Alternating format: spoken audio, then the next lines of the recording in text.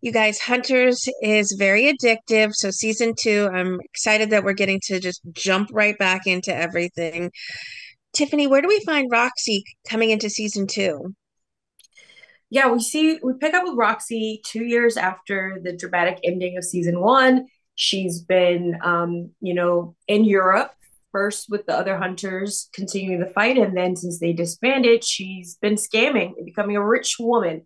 And so we pick her up in a little like place of peace and joy, and she's thrust back into the madness.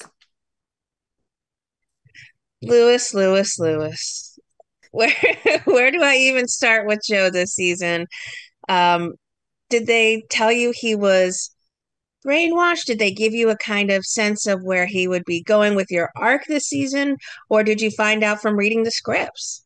A little of both. David and I definitely talked about at the end of season one, like kind of more in general terms about like where the story could possibly go from there and what that would lead to. And my desire was, I think I told David, I was like, just lay it on, you know, put him through everything and see how he comes out the other end.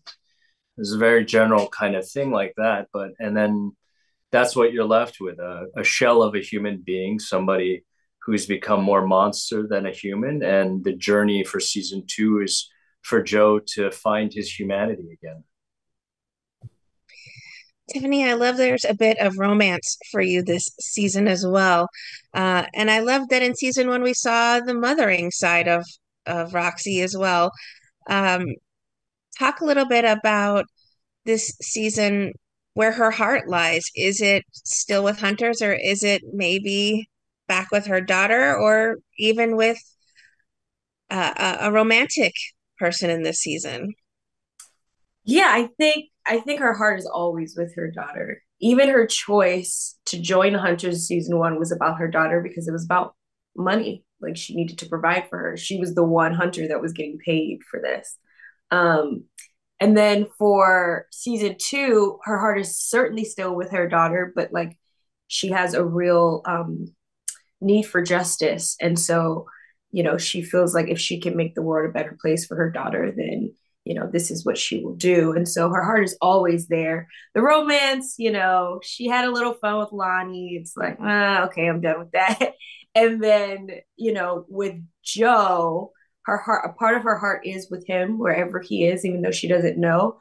But it's always a question mark about whether that is truly romantic. It feels like something deeper than romance to me that I never could put my finger on. But there's something so deep with them there. They're two damaged souls that have connected, on a much deeper level in that way. But yeah, maybe they're not meant for each other, but there'll always be that person that you think about, and it's beautiful that way. Yeah.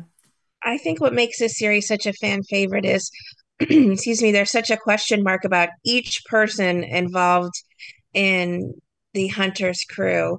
And Lewis, you've got this massive heavy hitter. You're the stunt man of it. And Roxy kind of has the heart of it.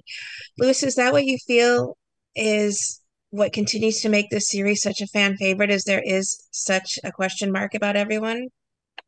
Yeah, we all have our certain functions within the group, and definitely Joe is the heavy, and but despite all that, there's a kind of humanity that everyone has, and you've got a murderer's row of amazing actors, all who are great human beings as well. We all get along off camera, and um, everyone has a very sensitive side, and so I like to think of us as hunters with a sensitive side. But yeah, I don't know if that answers your question, but yeah, we all find kind of a camaraderie and a shared goal.